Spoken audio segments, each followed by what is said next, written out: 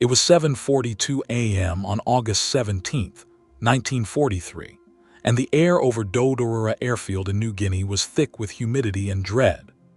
Technical Sergeant James McKenna crouched beneath the massive left wing of a P-38 Lightning, looking past the fuselage to watch his pilot prepare for a mission that felt less like a patrol and more like a death sentence. The pilot was Lieutenant Robert Hayes, just 23 years old. He had survived 6 combat missions, but he had 0 kills to show for them. Today, the stakes were impossible. Intelligence confirmed that 18 Mitsubishi A6 million Zeros were inbound to intercept the morning patrol, and Hayes was about to fly straight into the swarm. McKenna had spent the last 8 months wrenching on P-38's. He knew the anatomy of the aircraft better than he knew his own hands. He respected the machine for what it was, a twin-engine monster with a distinctive twin-boom design, capable of blistering speed in a straight line and absolute dominance at high altitude. But McKenna also knew the Lightning harbored a fatal flaw, an Achilles heel that was burying American pilots every single day. It could not turn with a 0. The Japanese fighter was lighter, stripped down, and terrifyingly agile. In the chaotic geometry of a dogfight, a 0 could execute a full horizontal turn in half the time it took the heavy American fighter. That difference in time wasn't just a statistic. It was the difference between going home and going down in flames. American doctrine was rigid on this point. P-38 pilots were strictly forbidden from turning with a 0. The orders were clear: never try to outmaneuver them. Use your speed. Use your altitude. Dive in, fire, and climb out. Hit and run. Do not get caught in a turning fight. Hayes had followed that doctrine to the letter 5 times, and 5 times it hadn't worked. The 0 pilots were too smart for the textbook approach. They knew exactly how to bait American pilots into a turn, cutting inside their radius to slip onto their tail and tear them apart. The 5th Air Force had bled 37 P-38's in just the past 6 weeks. Most of them had been swatted out of the sky after getting lured into turning engagements. They simply could not escape. McKenna was sick of watching it happen. He had seen too many good men, kids, really, climb into their cockpits brimming with confidence, only to come back in pine boxes or vanish into the jungle forever. The official training manual placed the blame squarely on pilot error. The instructors insisted these boys weren't following doctrine. But McKenna knew better. The problem wasn't the flesh and blood in the cockpit. It was the steel wire beneath the skin of the plane. It was the control cables. The P-38's aileron control cables snaked through the twin booms all the way to the tail section, then routed forward through a complex system of pulleys to reach the wing control surfaces. The system had slack. Not a lot, maybe 3/8 of an inch at full deflection.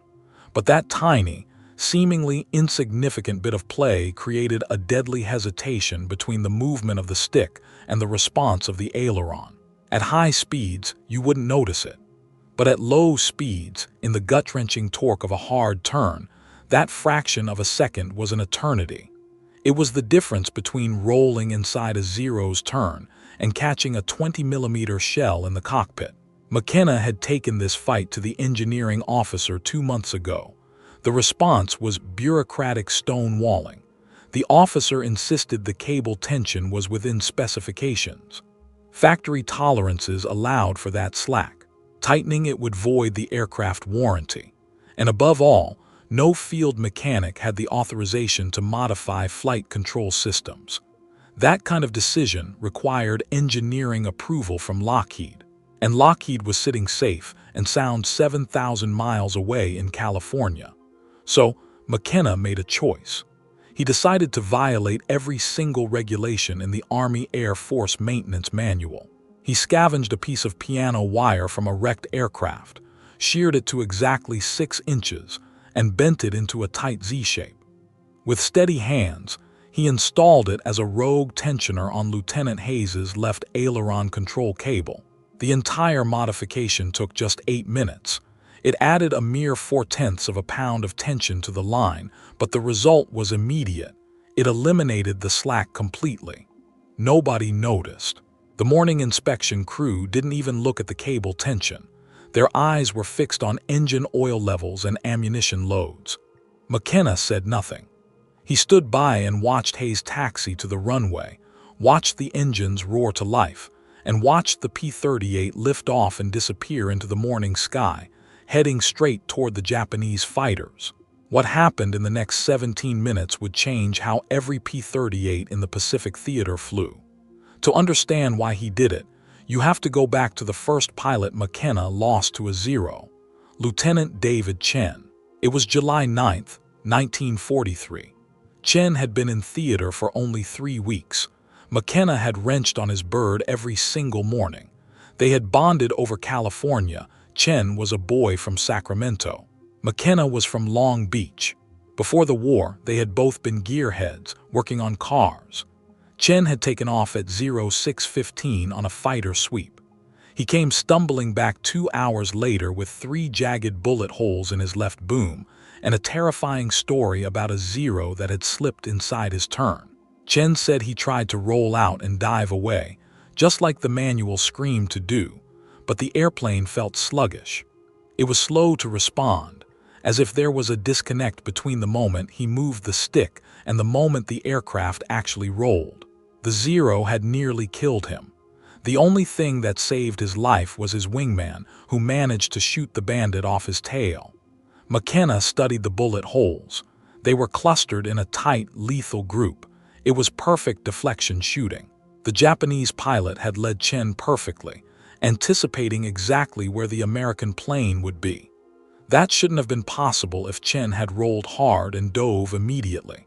The math only made sense if the airplane had hesitated just long enough for the Zero to line up the shot. Chen didn't fly again.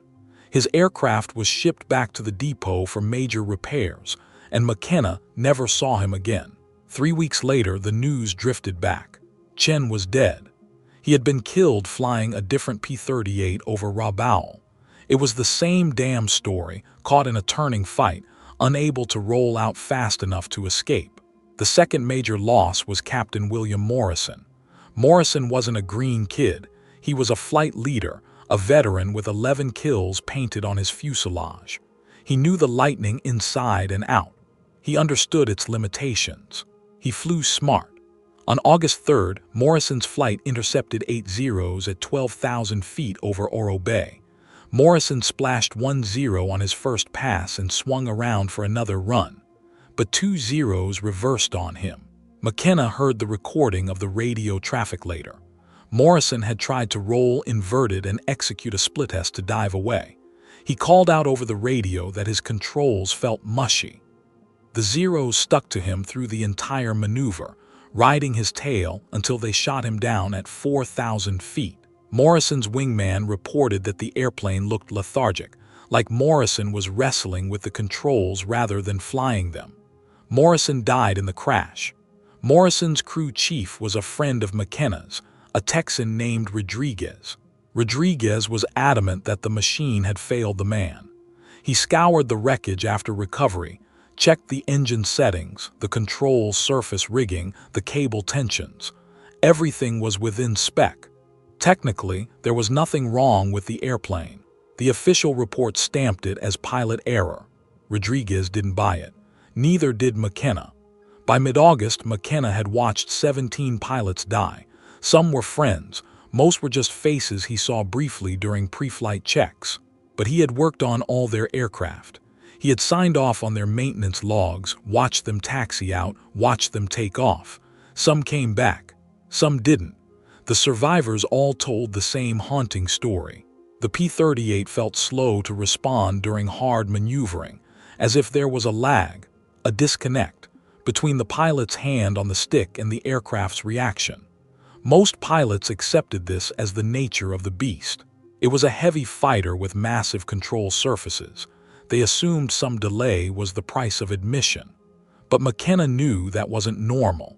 He had felt that delay with his own hands every time he worked the control cables, that tiny, nagging bit of slack in the system. He started paying attention to the music of the machine. He listened to the specific sound the cables made when he tensioned them during maintenance. There was a distinct tone, a low, dull twang when you plucked them. Loose cables sounded different than tight ones. McKenna could hear the difference. Every P-38 on the line hummed that same loose tune, technically within spec, but practically fatal. He mentioned this to Rodriguez one evening, the shadow of Morrison's death still hanging over them. Rodriguez asked the obvious question, what could be done? McKenna's answer was dangerous. Nothing official, he said, but unofficially. There was a solution. It just required braking regulations that could get them both court-martialed. The problem wasn't that American pilots were ignorant. They knew exactly what to do. Every briefing hammered it home. Every training flight drilled it into their muscle memory. Never turn with a zero. Use speed. Use altitude. Hit and run. The doctrine was crystal clear. The problem was that combat didn't give a damn about doctrine. Lieutenant Robert Hayes had been in New Guinea for 2 months.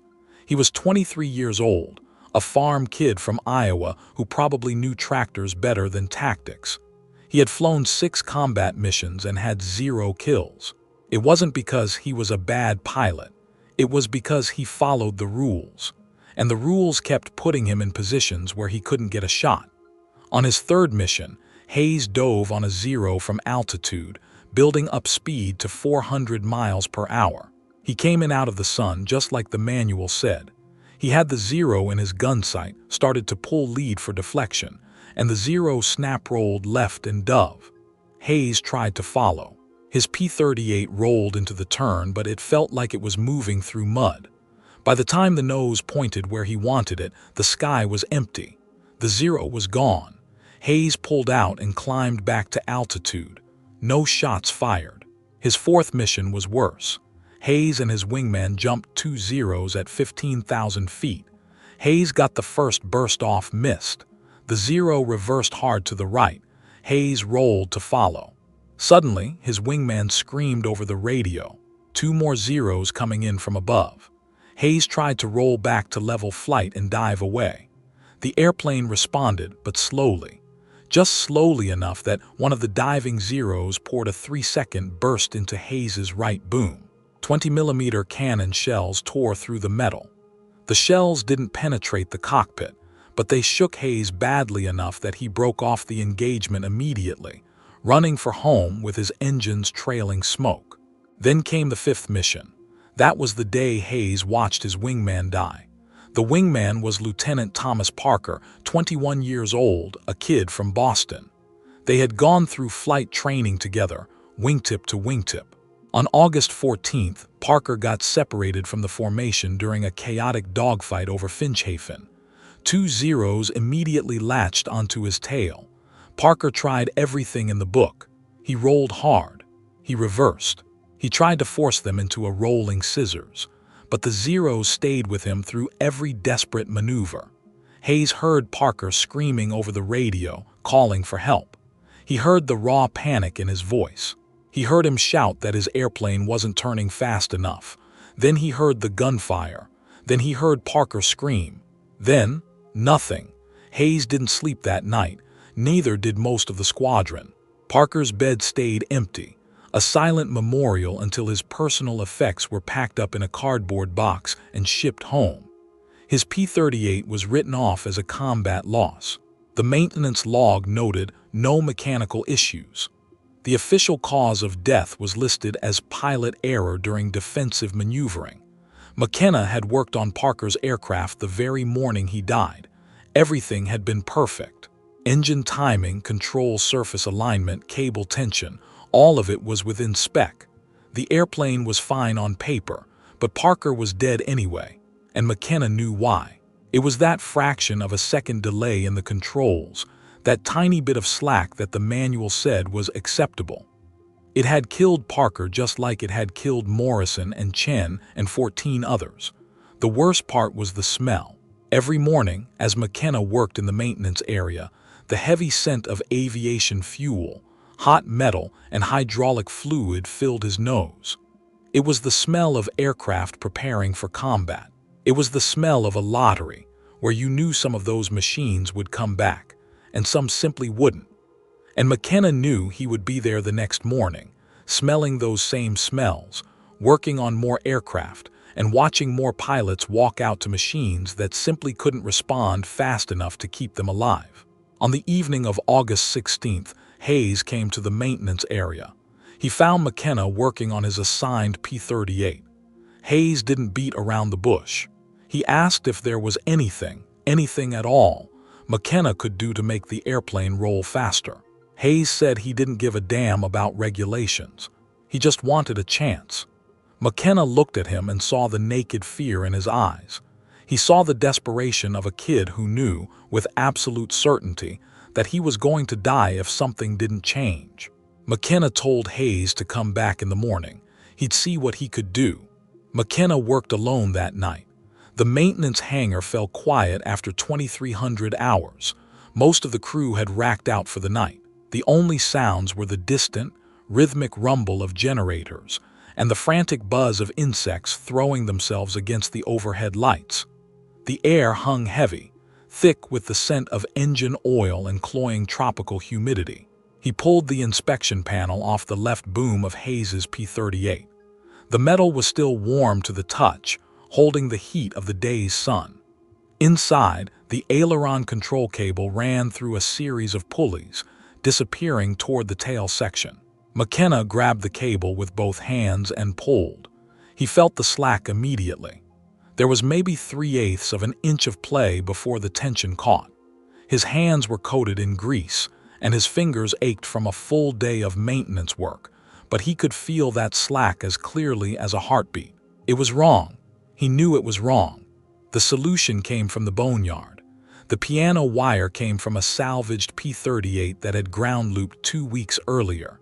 The aircraft was a total write-off, but McKenna had stripped it for useful parts before it was hauled to the depot. Among the scrap, he had saved a 6-inch piece of high-tensile piano wire from the rudder trim system. He'd kept it in his tool bag without really knowing why. Now he knew. He sat on the concrete hangar floor with the wire and a pair of pliers, bending the steel into a Z-shape. The wire was stiff and unforgiving. It fought back against the pliers. His hand slipped twice. On the second slip, the wire bit into his thumb. The blood made the metal slippery, mixing with the grease on his skin. He wiped it on his coveralls and kept working. It took him 8 minutes to get the bend exactly right. The Z-shape was designed to act as an inline tensioner. It would add just enough preload to the cable to erase the slack entirely.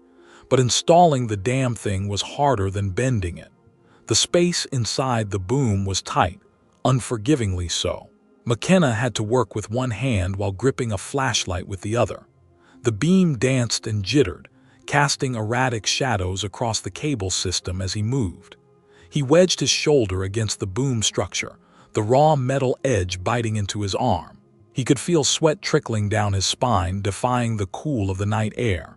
He disconnected the cable at the pulley junction. His fingers, slippery with sweat and grease, fumbled with the clevis pin. Clink. He dropped it. He heard it bounce somewhere deep in the belly of the boom. He spent a frantic 5 minutes blindly feeling around in the dark until his fingers brushed against cold steel. He found it. The whole time, his heart was hammering against his ribs. If the engineering officer walked in and caught him performing unauthorized modifications to a flight control system, he was done. He'd face a court-martial, a dishonorable discharge, maybe even prison time.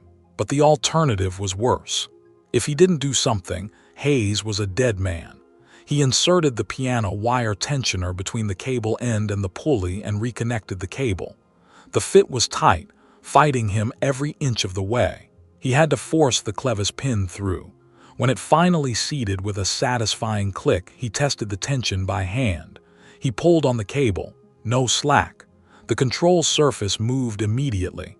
It was perfect. McKenna replaced the inspection panel, gathered his tools, and wiped the smear of blood off the wire in his hands. He walked out of the hangar at 01:15. The tropical night was humid and suffocatingly still. Somewhere in the distance, the drone of aircraft engines drifted over the airfield. Japanese night raiders, probably. The sound made his stomach clench. He had just modified a flight control system without authorization, used a non-standard part, and violated at least a dozen Army regulations. If the wire snapped or the modification failed during flight, Hayes would crash and McKenna would be responsible for his death. But if it worked, Hayes might just live. McKenna went back to his bunk, but he didn't sleep. He lay there, staring at the ceiling until dawn. At 06:30, McKenna walked out to the flight line. He stood in the shadows and watched the crew fuel and arm Hayes's aircraft. He watched Hayes walk out for his pre-flight briefing, his face set in a grim mask. He watched him climb into the cockpit and strap in. At 07:42, Hayes took off.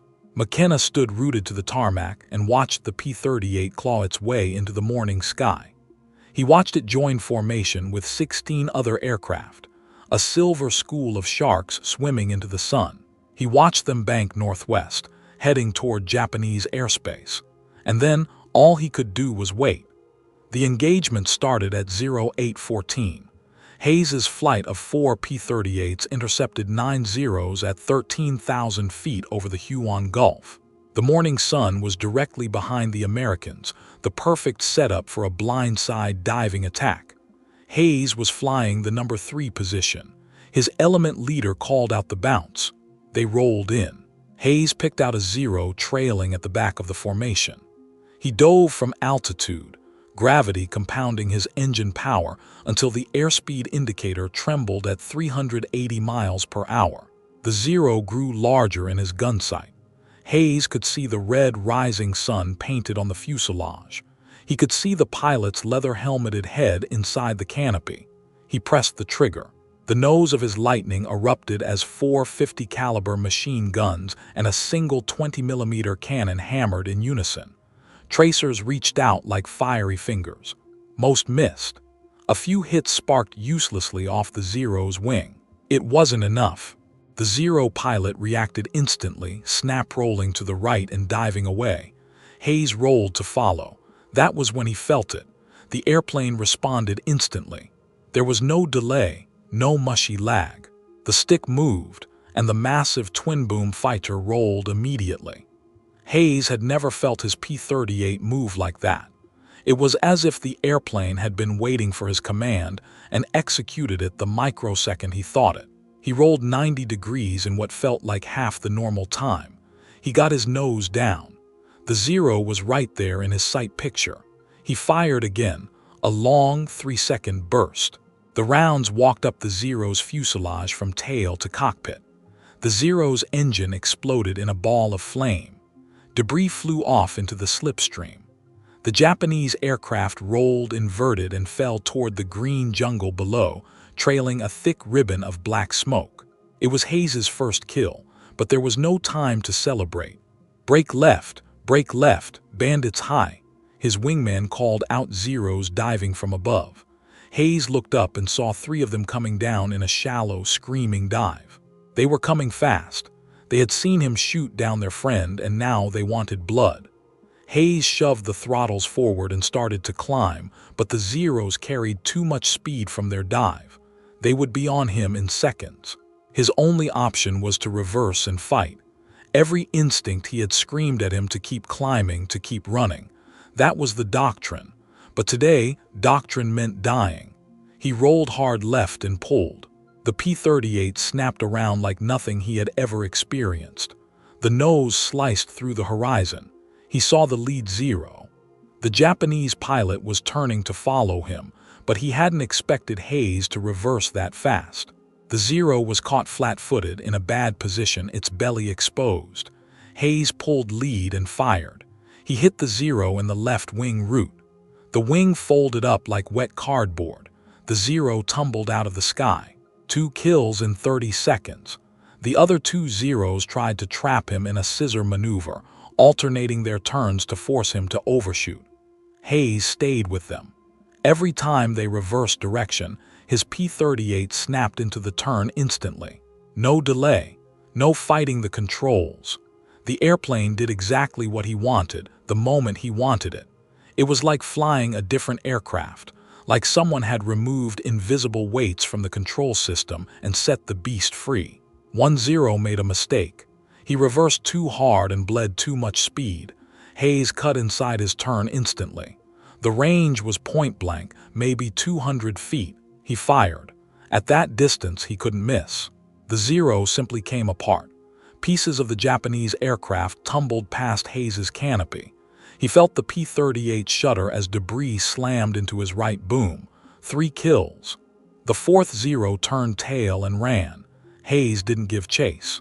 He was running on fumes and low on ammunition. He climbed back to altitude, reformed with the tatters of his flight, and headed for home. The entire engagement had lasted just 7 minutes.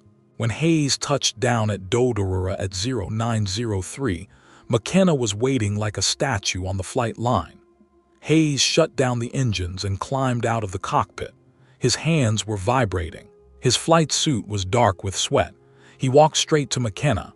Hayes said just 2 words. It worked.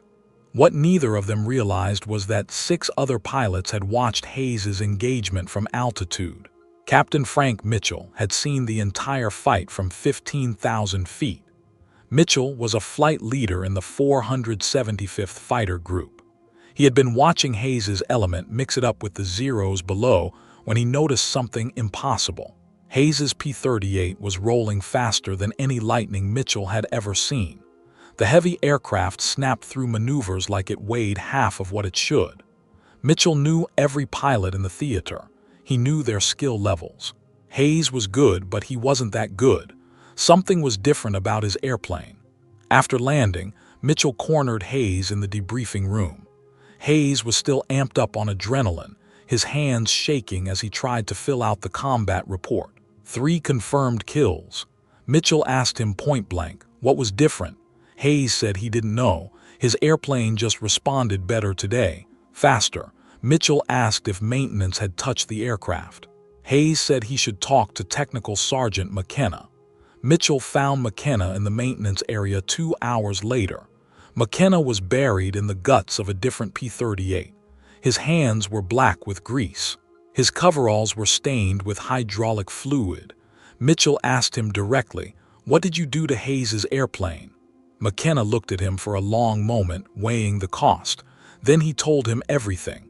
The piano wire tensioner, the cable modification, the unauthorized change to the flight control system.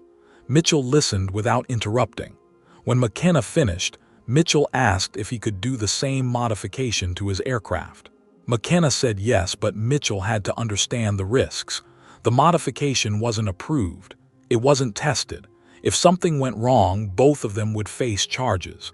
Mitchell said he didn't care. He had lost 4 pilots in his flight in the past month alone, all of them caught in turning fights they couldn't escape. If there was something, anything, that could help them survive, he wanted it. Regulations could wait. That evening, McKenna modified Mitchell's P-38. He used the same piano wire tensioner, the same installation method. Mitchell flew it the next morning and came back raving. The airplane, he told his wingman, finally rolled like a fighter instead of a truck. The wingman immediately went to McKenna and demanded the modification too. By August 20th, McKenna had modified 9 aircraft. Word spread through the squadron like wildfire. Pilots started quietly asking their crew chiefs if they'd heard about the cable modification. Some crew chiefs refused, citing regulations. Others were willing to try. McKenna showed them how. Cut the piano wire, bend it into a Z-shape, install it as an inline tensioner. It takes 8 minutes and it changes everything.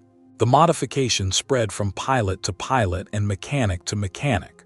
There was no official documentation, no engineering approval, just whispered conversations in the ready room and the maintenance area.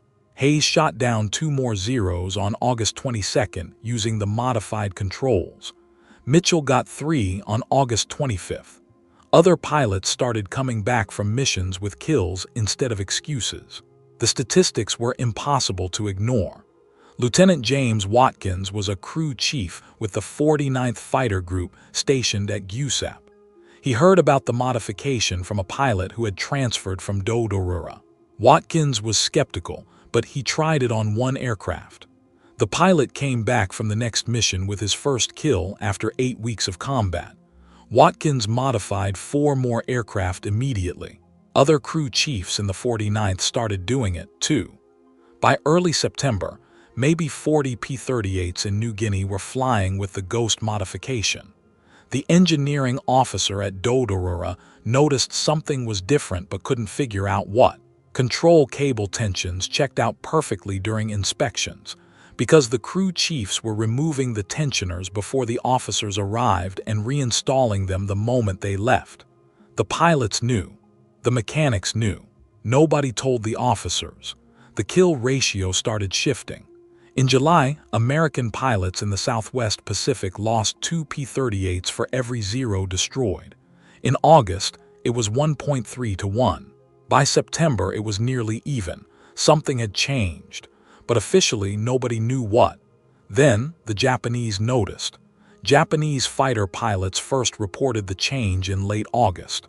Flight reports from the 11th Air Fleet mentioned that American P-38's were maneuvering more aggressively, rolling faster into turns, reversing direction more quickly.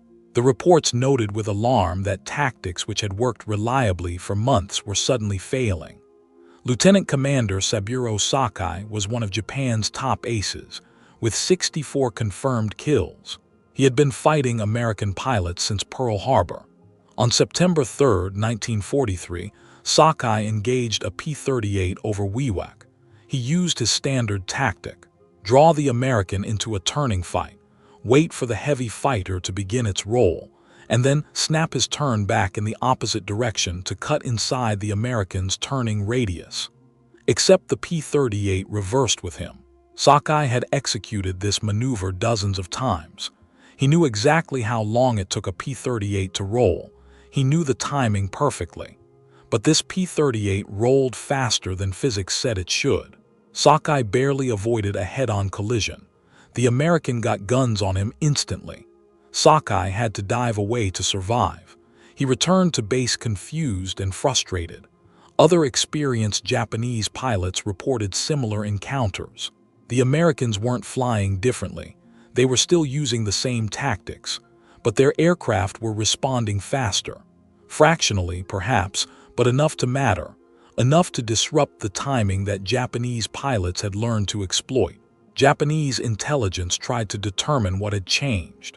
They examined the wreckage from downed P-38's but found no obvious modifications.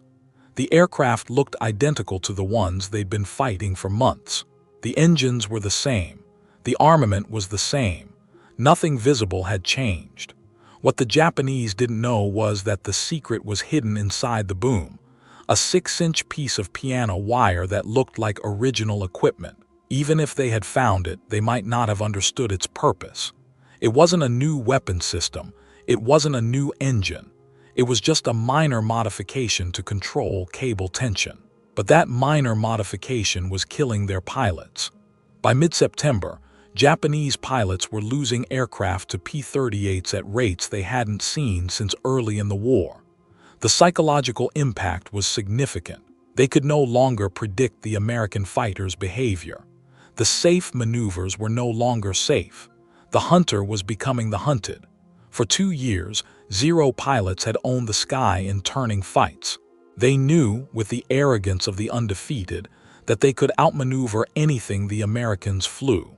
But that confidence was beginning to fracture. Pilots who used to press attacks with reckless abandon were becoming cautious, hesitant. They weren't sure anymore if their tactics would hold up. The Japanese tried to adapt. Some pilots stopped baiting P-38's into turning fights altogether, switching to hit-and-run tactics instead. But that was a losing game. It meant giving up their only real advantage. The 0's strength was maneuverability. Fighting like a P-38 meant fighting on American terms, and the Lightning was faster, more heavily armed, and could absorb punishment that would disintegrate a 0. Other pilots tried to compensate by becoming more aggressive, closing to suicide range before firing, taking wild risks. But aggression without the ability to outturn the enemy just meant dying faster. Several experienced Japanese aces were killed in September trying tactics that had worked perfectly in July. The fundamental problem for the Japanese pilots was that they were fighting a ghost. They knew something had changed, but they didn't know what, and they couldn't figure out how to counter it. You can't develop tactics against a modification you don't know exists. By the end of September, the 11th Air Fleet had lost 38 fighters in combat with P-38's. American losses in the same period were just 22 aircraft. The ratio had reversed. For the first time in the Pacific War, P-38's were killing Zeros at a rate better than 1-to-1. Japanese command finally issued an order that marked a turning point in the air war. Pilots were to avoid engaging P-38's unless they had a significant numerical advantage. The Zero had gone from hunter to hunted, and it all came down to a piece of piano wire that nobody was supposed to install. The modification never became official during the war. The Army Air Force Engineering Command learned about it in October 1943 when a maintenance inspector at WWII noticed inconsistent cable tension readings. He traced the discrepancies to the rogue piano wire tensioners, wrote a scathing report, and sent it up the chain of command. The report sat on desks for 3 weeks while officers debated what to do. The modification violated every regulation in the book, but the data was undeniable. Fighter squadrons using the modification had measurably better kill ratios. Pilots were surviving. The question wasn't whether the modification helped. The question was whether to punish the mechanics who had installed it without authorization or quietly approve it after the fact. In November, Lockheed sent an engineering team to New Guinea to evaluate the field modification. They tested it, measured the cable tension, calculated the stress loads, and ran rigorous flight tests. Their conclusion was humbling. The modification was safe, effective, and frankly, it should have been part of the original design. Lockheed quietly integrated a similar tensioning system into the P-38J model that entered production in December 1943. But McKenna never received official credit. There was no commendation, no medal, no mention in any report. The official Lockheed documentation attributed the control system improvement to engineering analysis. McKenna's name didn't appear anywhere. Hayes survived the war. He flew 63 combat missions, shot down 11 Japanese aircraft, and returned to Iowa in 1945. He married his high school sweetheart, had 4 children, and worked as a crop duster for 37 years. He never forgot what McKenna had done. Every year on August 17th, Hayes picked up the phone and called McKenna. It was a ritual. He called to say thank you for the life he got to live. Mitchell also survived the war. He rose through the ranks, becoming a squadron commander who led his unit through the brutal Philippines campaign, eventually retiring as a colonel in 1963 with 16 aerial victories to his name. But he never forgot the source of his success. He made a point of telling the story of McKenna's modification to every young maintenance officer he supervised. He wanted them to understand a fundamental truth, that sometimes the most brilliant solutions don't come from the engineers with the degrees, but from the enlisted mechanics with grease under their fingernails who see the problems the experts miss. McKenna stayed in the Army Air Force until 1946. He returned to California, eager to leave the humidity of New Guinea behind, and went back to his first love, working on cars. He opened his own garage in Long Beach in 1948 and spent the next 42 years tuning engines. He never talked much about the war. He was a quiet man. When people asked, he would simply shrug and say he was a mechanic. Fixed airplanes, he'd say. That's all. It wasn't until 1991 that the silence was broken. A military historian researching P-38 field modifications stumbled across obscure references to a piano wire tensioner in the maintenance logs from New Guinea. The historian tracked McKenna down through veteran registries. McKenna was 73 years old by then, still working part-time in his dusty garage. When the historian asked him about the modification, McKenna simply confirmed the story. To him, it wasn't a stroke of genius. It wasn't anything special. It was just something that needed doing. The historian ran the numbers. He estimated that the modification, that simple piece of bent wire, may have saved between 80 and 100 American pilots' lives, based on the dramatic improvement in survival rates for the squadrons that used it. McKenna said he never counted. He didn't care about the statistics. He just remembered the faces of the pilots who came back. Hayes, Mitchell, Watkins, the others, that was enough for him. James McKenna died in 2006 at the age of 88. He was laid to rest in Pacific View Memorial Park in California. His obituary dutifully mentioned his service in World War II as an aircraft mechanic, but it did not mention the piano wire tensioner. It did not mention that he had fundamentally changed how American fighters flew in the Pacific. It did not mention that he had risked court-martial to save lives. His garage in Long Beach is still there, though a different owner runs it now. But on the wall in the back office, hanging slightly crooked, there is a faded black and white photograph.